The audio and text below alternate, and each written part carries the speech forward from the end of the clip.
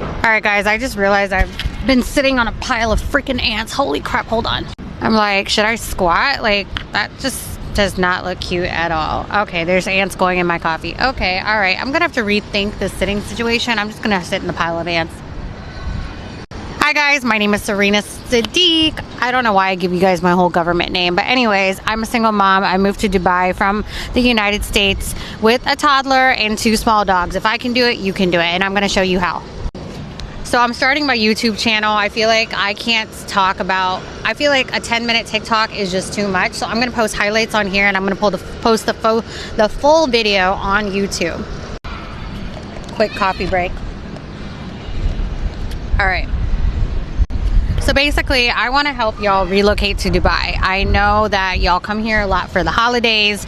Y'all always see Dubai on TikTok and social media, whatnot. I want to give you the good, bad, and the ugly. I want to help you relocate. That's what my company does. We help expats relocate to Dubai. I've been through the entire process. I've done everything. I brought my car over. I shipped goods over.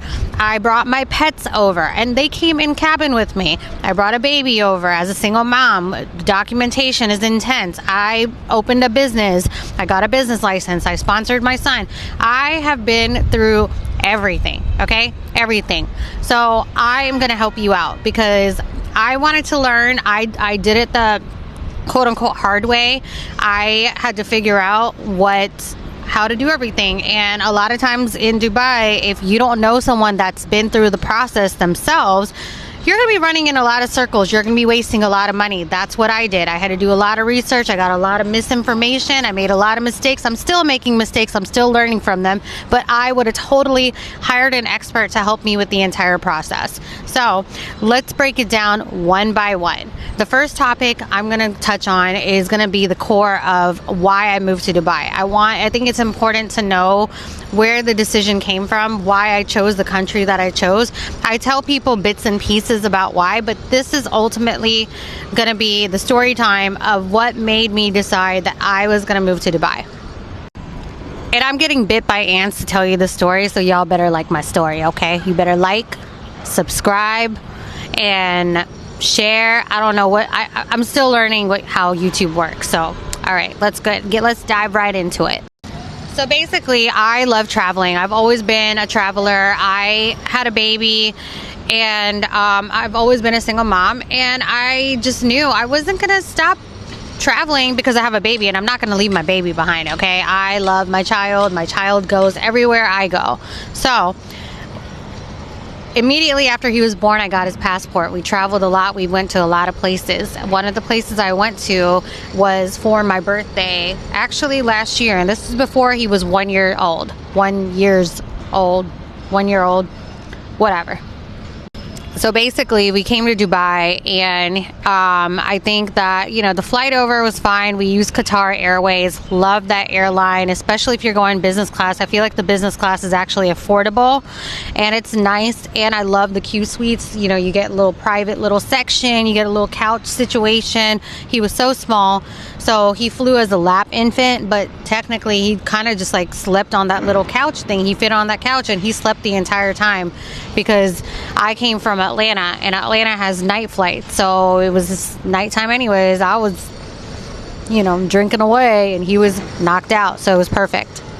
So we came, we visited. I don't know what it was the energy of the country. It felt really safe.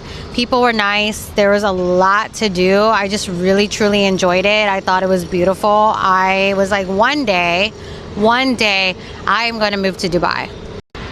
Y'all, I need to get my 11s done, by the way. Like, I squint so much here, and I have not found a Botox person. So if y'all already live in Dubai, a really good Botox person, let me know. Dang, I realized I also need to shave my legs. Oopsies. Okay, anyways, all right.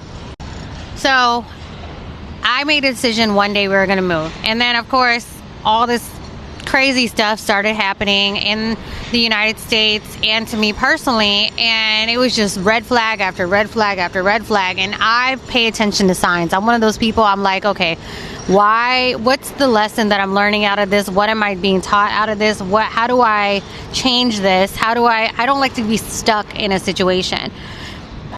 I woke up every day, I felt like I was on a hamster wheel, constantly on a hamster wheel, doing the same thing every single day. And I just felt unhappy. You know, by the grace of God, I had a really great job. I made over 6 figures. I had a flexible job so I could spend time with my child, but it was a grind. It wasn't just a 9 to 5. I was working, some days I was working until 11, 12 a.m. in the evening, you know, constantly going to events. And, you know, I worked in marketing, so it's so important to stay relevant. And, you know, you can't just hide. You know, otherwise people forget about you and they start finding new clients to replace you with. So ultimately, yeah, I made good money. I had a nice house, but life was falling apart. There were so many little random situations that were happening. But I think, and I've stated this before, I think the ultimate thing that happened was my babysitter, my situation was annoying. Okay, like, babysitters in the U.S. suck. They want $1 million an hour. They don't do shit, and they cancel last minute. I have meetings with high-value clients. I can't constantly cancel, reschedule, because ultimately they're going to get irritated. I'm wasting their time. They're changing their schedule for me. So it was one day where I had a high-value client. I could not cancel the meeting or reschedule the meeting, so one of my friends offered to watch my son for me, and there are ants swarming everywhere. You know what? I'm gonna relocate. Sorry, it's not gonna be as aesthetically pleasing, but at least I'm not gonna get bitten up by ants. All right, we're gonna squat because I need the exercise anyways. All right, so basically, she had offered to watch my son for a couple hours, so I could go to this meeting. And long story short, she lives in a really nice part of town, Buckhead. If you're familiar with Atlanta, she lived in Buckhead. Buckhead is a nice, rich area. Well, I'm buckling my son in, and my mind was telling me, Serena, like, don't leave the front door open, okay, to your car, even though it was going to be 2 seconds, because in Atlanta, like, slider crimes are becoming more and more common. So basically a slider crime is where either the front door is unlocked or the door is left open of your vehicle. Someone comes in from the passenger side seat, gets into the driver's side seat, and drives off with your car. They don't care if you got a baby in the back. They don't care if your granddaddy is in the back. They don't care if your dogs are in the back.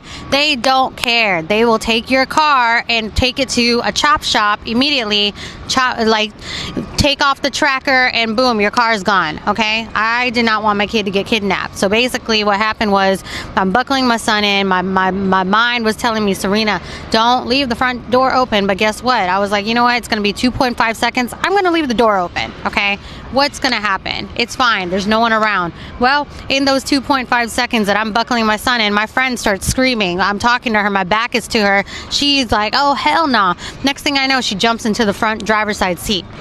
I'm confused. I don't know what's going on. I look around. I see a guy with a Pooh Shiesty mask pretending to be on the phone, or maybe he was on the phone, but I doubt he was on the phone, walking towards my car and then walking away as soon as he saw my friend jump into the driver's seat. So basically, the guy was trying to steal my car, and it's confirmed because I informed the valet of a restaurant that was right there. She said she saw everything go down. She let her manager know. As soon as her manager walked out and was staring at him, he apparently ran off into the stairwell. So yeah, he was trying to do something shady. That shook me, okay? That shook me. That was like the final straw. And I was like, you know what? I said I was going to move to Dubai one day. Let's make that one day next month. How about that?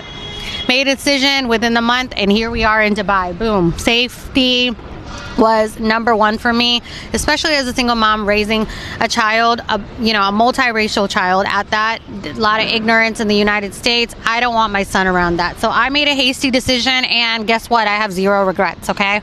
So that's my story of why I moved to Dubai. Chapter 2 is coming up in the next episode.